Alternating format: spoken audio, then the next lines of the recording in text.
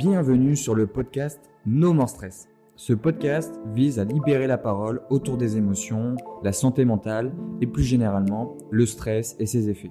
Chaque semaine, nous allons inviter des experts de la santé, des clients, des personnalités qui derrière leur sérénité apparente ont connu ou connaissent de l'anxiété, des doutes, des insomnies. Je suis Antoine Alibert, le fondateur de Tilio, la marque de cure naturelle pour vous apaiser de jour comme de nuit. Bienvenue sur ce podcast, le podcast qui a pour objectif de faire du stress et de l'anxiété votre priorité. Bienvenue sur le podcast No More Stress par Tilio. Je suis Kayla, la host de ce podcast, et aujourd'hui, j'ai le grand plaisir d'être avec Manon. Hello Kayla. Hello.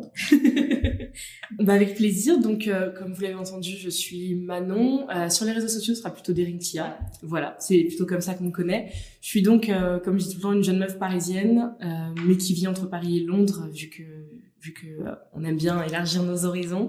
Je suis créatrice de contenu principalement sur YouTube, mais vous me retrouvez sur Instagram, sur TikTok, sur Twitter et même sur Pinterest si les gens veulent carrément aller jusque-là.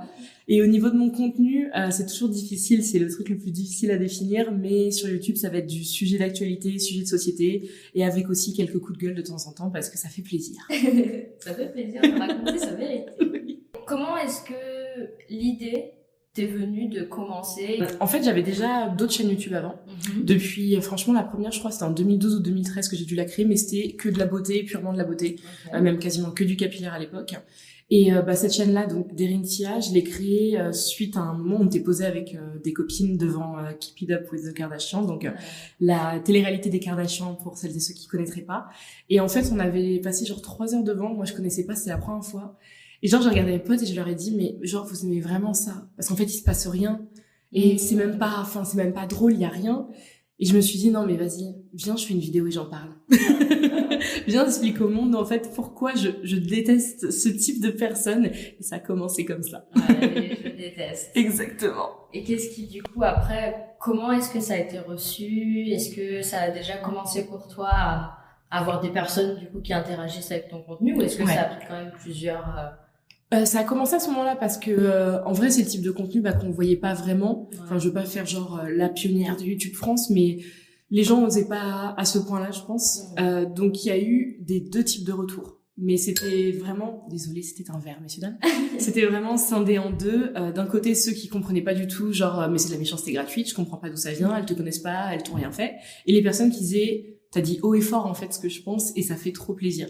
Et c'est venu directement en fait. Donc la sauce elle a pris assez vite. J'ai continué dans ce sens-là, mais en allant un peu plus loin, je me suis dit ça peut aussi être l'occasion de pouvoir parler de pas mal de trucs de société dont j'avais envie de parler, que ce soit de questions de discrimination, de racisme, de féminisme et tout ça. Et j'ai vu que ça plaisait tout autant, donc je me suis dit ça peut être cool de pouvoir vraiment mêler un peu tout sur cette chaîne. Et très vite, tu te retrouves surmenée avec ton taf à côté, vu que je sortais à peine des cours, et avec YouTube. Et je me suis dit bon, soyons folles, t'es jeune, et donc j'ai dit allez basta et la vie des réseaux, voilà. Est-ce que t'as rencontré des challenges qui t'ont vraiment marqué du coup depuis le début de ta chaîne ou même En vrai, celui de se lancer déjà, c'est un énorme challenge parce que tu dois croire uniquement en toi-même. T'es ta seule roue de secours. Et même si derrière, bien sûr, j'avais mon bac+5 où je me suis dit si demain ça flop, c'est pas grave, j'ai un truc auquel retourner, mais t'es dans une pression de tous les instants quand t'es entrepreneur. Ça a été, je pense, le premier truc. C'est la première année, c'est trop de défis. C'est que des défis, même, je dirais. Est-ce que t'as vécu vraiment du stress pendant cette période-là? Ouais. Oui, anxiété, stress, tout ça, c'est à partir de ce moment-là où j'ai vraiment découvert ce qu'était le stress, parce que jusque-là, c'était les partiels. Ouais. Donc c'était le stress, ok, mais c'est le stress parce que Manon, t'avais pas révisé. C'est uniquement ça. Là, c'était le stress de se dire punaise, faut que je gère ma compta, faut que je pense à planifier réellement ma vie, réellement. C'est chronophage de ouf en plus les réseaux, donc c'est de te faire vraiment des temps pour tout, parce qu'après tu finis par oublier soit le sport, soit de dormir, soit la personne avec qui t'es en couple, donc ça devient tendu. Donc c'est stress et l'anxiété, c'est à partir de là que j'ai découvert ce que c'était. Quelles sont du coup les choses que t'as remarquées, que ce soit dans ton corps ou dans ta vie de tous les jours par rapport au stress, justement? Tellement de choses. Non, parce que on a l'impression, c'est quand tu le vis pas encore, que c'est 3 fois rien et que c'est juste les gens qui exagèrent, mais la qualité du sommeil, horrible. Absolument horrible à partir de ce moment-là. C'est que envie de malbouffe aussi. Ça a été le truc direct. J'ai laissé ça de côté, donc bien sûr prise de poids derrière.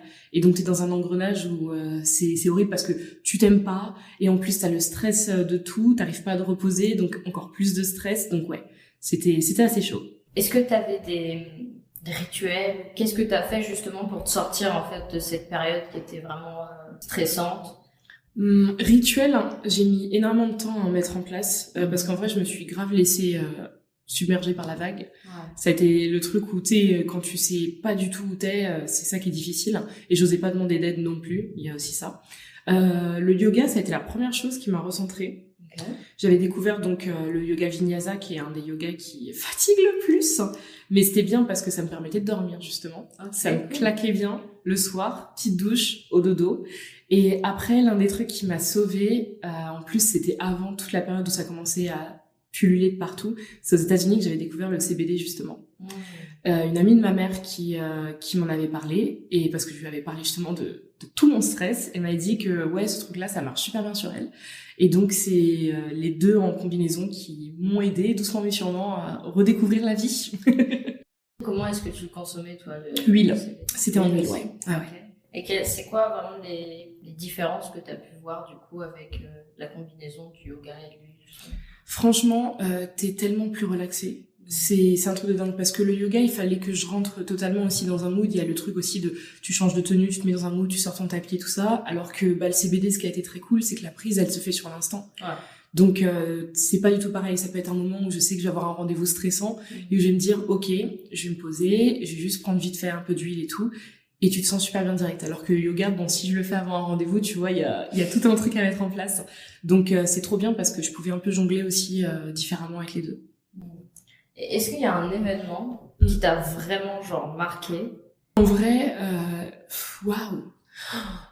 Non, il y a beaucoup plus de négatifs. Il y a beaucoup plus. Le positif, surtout avec ce métier-là, je pense, ça a été chacune des steps qui a été franchie où, tu sais, tu te poses et tu te dis, ok, d'accord, donc ça peut être truc tout bête comme la barre des 100 000, qui est énorme, que ce soit sur YouTube ou Insta, c'est énorme, puis YouTube, c'est encore plus énorme parce que tu reçois quand même toute une plaque, c'est un truc où, le jour où j'ai ouvert ce colis, je voyais un truc qui vient de YouTube US, tu vois une adresse en Californie, et t'es là, tu dis quoi? Mais qu'est-ce qui se passe? C'est pour moi. C'est vraiment pour moi. Je me rappelle, j'avais fait des stories, j'avais envoyé des photos à tous mes potes, à toute ma famille. Donc t'es là, tu te dis waouh. Et en vrai, non, je pense pas qu'il y ait de trucs en négatif qui aient pu topper des moments comme ça parce que c'est des moments où tu te rends compte que ce que tu fais, bah, c'est vraiment quelque chose. Et que c'est pas rien et que, tu sais, t'as des petits lauriers en retour, donc c'est toujours pas mal. Et dans ta vie en général, est-ce que t'as un événement qui t'a vraiment marqué où tu t'es dit que là, c'est un point de non-retour? En vrai, je pense, moi, ça a été les deux volets où j'ai eu mes plus grosses prises de poids. Parce que pour ceux qui savent pas, donc j'ai malheureusement des TCA, bon, ça arrive à plein de gens, je suis suivie là-dessus et tout. Mais ça a été ces deux moments-là où tu t'assois seul, tu chiales et tu te dis... là, en fait, ça va très mal. Ça va très, très mal. Je le sais psychologiquement, mon corps le sait. Je suis au bout du bout et il faut qu'il se passe quelque chose. Donc, ça a été ces deux périodes-là. La dernière, c'était en décembre, donc 2021, et où si possible, tu te mets une petite claque positive et tu te sors tout seul de ton trou parce que je pense que c'est ça qui est le plus important, c'est de se sortir tout seul de son trou, justement, pour que derrière, tu sois vraiment mieux sur les rails, quoi. Et comment est-ce que c'est pas trop... T'inquiète pas, on peut en parler, il n'y a aucun problème. Comment est-ce que justement t'as réussi à te sortir de ce trou-là? Moi, le premier truc, c'est tout bête parce que je fuis tous les personnes. Les balances, c'est le truc que je fuis, je ne veux pas avoir ces chiffres. Donc ça a été déjà de me confronter à cette réalité-là. Parce que j'aime trop porter des joggings, des t-shirts larges, comme on le voit aujourd'hui, tu vois. Donc tu te mens à toi-même et tu te caches la vérité. Et donc déjà, ça a été de me forcer à me mettre les deux pieds sur la balance. Parce que rien que ça, j'étais obligée de voir le chiffre. Après, je me suis forcée à le dire à mon mec parce que il allait pas me dire t'es grosse, dis donc, pas du tout. Mais il allait me dire ok, donc qu'est-ce que tu veux qu'on fasse? Retour au sport, alimentation, qu'est-ce que voilà. Donc je me force à avoir aussi quelqu'un qui petit partenaire. Exactement. Donc ça a été ça et après aussi d'en parler sur mes réseaux, comme ça en fait il y a trop de témoins. Et il y a tellement de témoins que je peux pas publier une story le lendemain où je mange une grosse pizza pour que personne puisse rien dire en fait. Il y aurait quelqu'un qui me rappellerait à l'ordre et donc comme ça c'est super cool, je me force. Du coup aujourd'hui, ouais. comment est-ce que tu te sens? Beaucoup mieux. On est sur du beaucoup mieux parce que déjà, j'ai recommencé à prendre du temps pour moi. Genre, rien que ce matin, je me lève, petite séance de yoga, après je suis allée à la salle, j'ai fait 1h30 là-bas, et je commence à taffer après. Alors que d'habitude, j'ouvre les yeux, je prends l'ordi direct et on commence à taffer. Donc maintenant, j'ai dit, tous les jours, il faut qu'il y ait au moins un minimum de temps pour moi. Que ce soit un moment où je vais juste me faire un soin des veuches, ou me poser devant de la télé-réalité, hein, parce que c'est aussi du temps pour soi. Mais maintenant ça va beaucoup mieux. Ouais. Du coup, tu sors très régulièrement des vidéos qui quand même ont un sujet qui peut être un petit peu touchy. Ouais. Est-ce que ça t'est déjà arrivé d'être stressé de sortir une vidéo? Presque à chaque fois. Ah ouais? En vrai, presque à chaque fois que je clique sur publier, et c'est pour ça que, par exemple, maintenant le rendez-vous c'est le dimanche à 19h, jamais la vidéo sera à 19h parce qu'il y aura 5 minutes pendant lesquelles je vais me dire est-ce que je clique. Donc il y a toujours du stress pour presque toutes mes vidéos, ouais. Est-ce que t'as déjà eu des vidéos que t'as faites, etc., où tu t'es dit non, je les poste pas? Ouais. Il y en a eu pas énormément, franchement, ça se compte sur les doigts d'une main, il y a dû en avoir 3-4, et où je me suis dit non, je poste pas. Soit parce que j'avais trop peur des retours, soit parce que il y a une deuxième partie de mon cerveau qui s'est dissociée et qui s'est dit non, en vrai, ce que t'as fait, c'est trop touchy, là. Là, c'est trop touchy, en fait. Donc, il y a eu 3-4 fois. Mais j'essaye au maximum qu'une fois que c'est monté, ça passe en publication parce que sinon, ça fait quand même un peu la haine. Tu montres tes vidéos avant de les poster, par exemple, à des proches ou... Des fois, ouais. Ouais, des fois, déjà, j'ai une agence avec laquelle je taffe pour YouTube. Ils ont accès à toute ma plateforme. Donc, je vois de temps en temps qu'il y a quelques vues. Je sais qu'ils passent par là. Donc, au moins, c'est cool parce que ça te fait un retour si jamais t'es en roue libre. Ouais. Et si j'ai très peur, je vais la montrer à mon copain et à 2-3 meilleurs potes pour avoir un retour hyper franc parce qu'ils vont pas passer par quel chemin. Ouais. Ils me diront direct et je sais que ce qu'ils vont me dire, ce sera ce que j'aurai en général en retour dans les commentaires. Ouais, ça c'est sympa. Ouais. Parce que du coup, ils arrivent à prendre du recul. Exactement. Ils arrivent à donner un vrai feedback. Ouais, chaque fois je leur dis, c'est comme si c'était pas moi. T'entends un discours et tu me dis vraiment par rapport à ce que t'as entendu, ce que t'en penses. Ouais. Et en parlant de commentaires, à quoi est-ce qu'ils ressemblent tes commentaires? Je les fuis la plupart du temps. J'ai mis des filtres. Merci YouTube d'avoir créé ce truc-là. J'ai mis des filtres comme ça. Déjà, au moins, tout ce qui est insulte, c'est directement à la trappe. Comme ça, que ce soit la personne dont je parle ou que ce soit moi ou même une autre personne en commentaire qu'on insulterait, il y a rien de tout ça qui se passe. Je suis dans les commentaires en général sur la première heure, donc là où c'est purement mes abonnés. Comme ça, je me dis, s'il y a du négatif, c'est pas grave parce que c'est du négatif qui va m'aider à me remettre en question, parce que c'est des personnes qui suivent mon contenu et qui l'aiment, donc ça va être quelque chose pour moi. Comme là, j'avais sorti une vidéo sur le procès entre Johnny Depp et son ex-compagne, je l'ai refaite parce que j'ai vu les retours de mes abonnés qui me demandaient d'aller plus loin en fait. Donc ça, je le fais. Après, sur les jours qui suivent, donc quand il y a des gens extérieurs qui tombent dessus, c'est rare que je repasse parce que j'ai toujours peur. J'ai toujours très peur, je suis tellement tombée sur des trucs des fois que j'ai très peur. Donc je le fais de temps en temps quand je suis de très bonne humeur et que ça va pas me casser, mais j'évite. Comment est-ce que tu arrives même à gérer le jugement des autres? Parce que quand on fait ce que tu fais, en général, les gens, ils aiment bien juger et admettre, donner leur opinion. Du coup, comment est-ce que toi, tu arrives vraiment à gérer cet aspect-là et est-ce que tu arrives à justement te dissocier de leur jugement et toi, en gros, qui tu es vraiment pour toi? Maintenant, oui, parce que en vrai, ça, je vais pas mentir et je sais que c'est le cas de tout le monde. Pendant très longtemps, j'ai pas réussi. J'ai pas réussi parce qu'il suffisait que quelqu'un ait entendu que mon complexe principal c'est mon nez, que cette personne s'amuse à me tailler là-dessus. Et en fait, je partais en vrille, j'avais la larme, j'étais pas bien à cause de ça. Mais très vite, et ça a été grâce à mon copain justement, il y a eu une période où sur Twitter, comme d'hab, on connaît Twitter, des propos qui sont sortis de leur contexte et j'étais vraiment au fond du trou dans l'œil du cyclone et en fait il a fait un truc très simple, c'est qu'il a supprimé l'appli Twitter de mon téléphone. Il m'a dit tu vois c'est fini, genre là il y a plus rien et à partir de là j'ai commencé à faire un travail sur moi en me disant que déjà de 1, si je ferme mon ordi et mon téléphone il se passe plus rien, c'est que j'arrête d'être l'éponge. Et après, ça m'a permis justement de prendre de la distance et de me rendre compte que, de 1, c'est pas des personnes qui me connaissent dans la vraie vie. Donc, c'est des personnes qui jugent uniquement ce qu'elles voient là et la compréhension qu'elles en ont. Parce que il est possible que tu dises A et la personne, elle comprend Y en face de toi. Donc, il y a, exactement.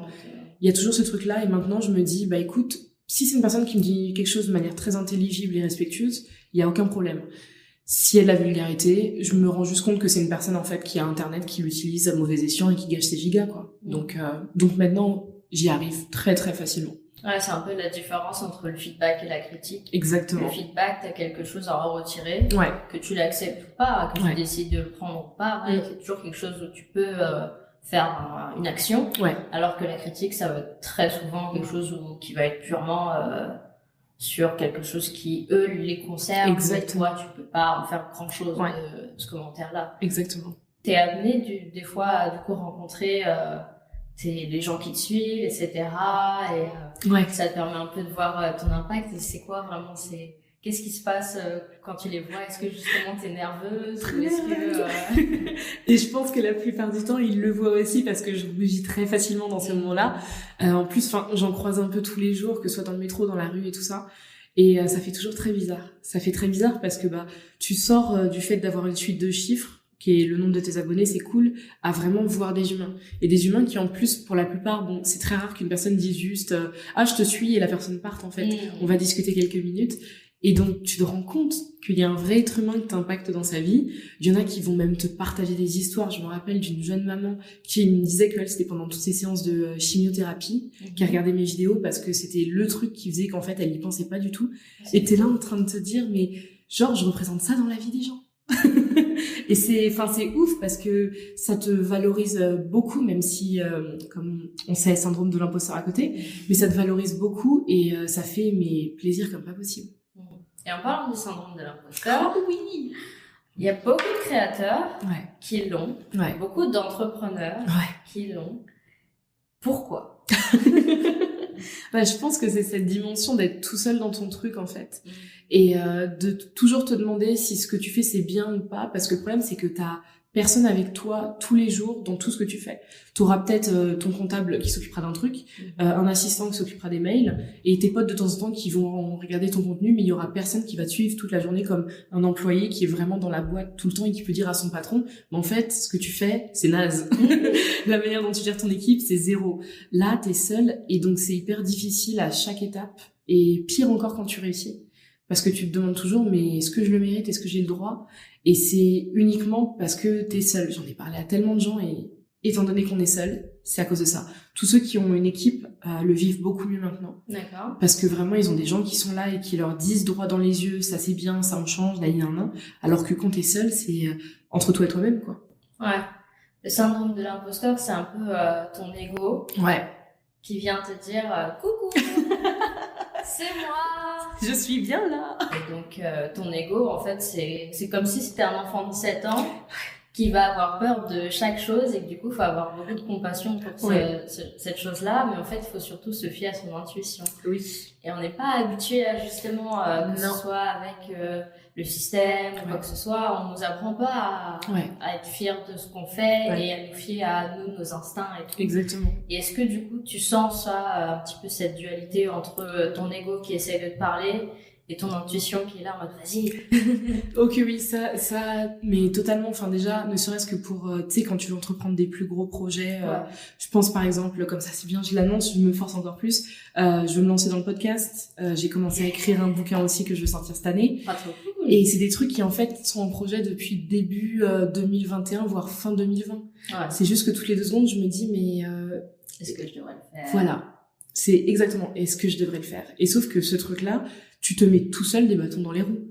Et c'est hyper relou parce que c'est bête. Enfin, si t'as un projet, va jusqu'au bout, surtout quand t'as une plateforme derrière qui peut te soutenir en fait. Si ça floppe, c'est pas grave. Il y a tellement de personnes pour qui des trucs ont floppé, ils sont encore debout et c'est pas grave. Mais oui, c'est tout le temps là en train de se battre dans la tête. Ils sont tout le temps là. Est-ce que aujourd'hui tu peux dire que t'es fière de ce que tu fais et que tu crois vraiment Toujours pas. en ce que tu fais? On m'a posé la question très récemment en plus et toujours pas. J'espère que ça viendra, ça commence à venir un peu où je regarde ce que je fais, je me dis c'est cool. Je dis juste c'est cool.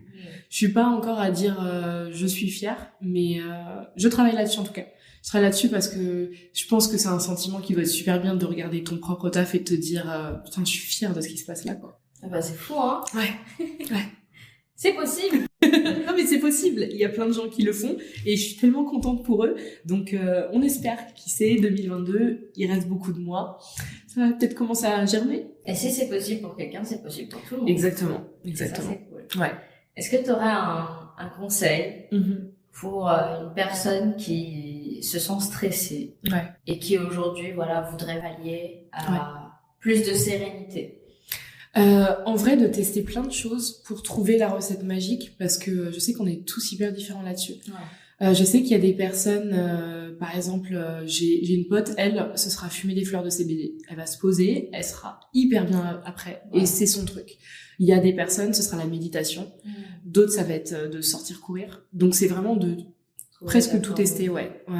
Parce que ça se trouve, il y aura plusieurs formules. Moi, j'en ai trouvé plusieurs et c'est ça qui est cool. C'est que t'as pas un seul truc, en fait, qui te sauve. Donc, c'est de tester, mais surtout de comprendre que t'es un humain et que c'est normal. Parce que je pense qu'on se met trop de pression tous. Une pression de monstre pour tout et rien, que ce soit les études, le taf, la réussite face à la famille, enfin, plein de choses. Et déjà, de se rendre compte juste de ça. T'es un humain. Tout vient en son temps, il y a chacun à son heure et déjà rien qu'avec ça, je pense, ça va enlever un gros poids des épaules. Ouais. Et c'est ce qu'on voulait faire avec ce podcast, c'est vraiment montrer que normaliser le stress, déjà, c'est quelque chose qui est normal, c'est une réaction normale.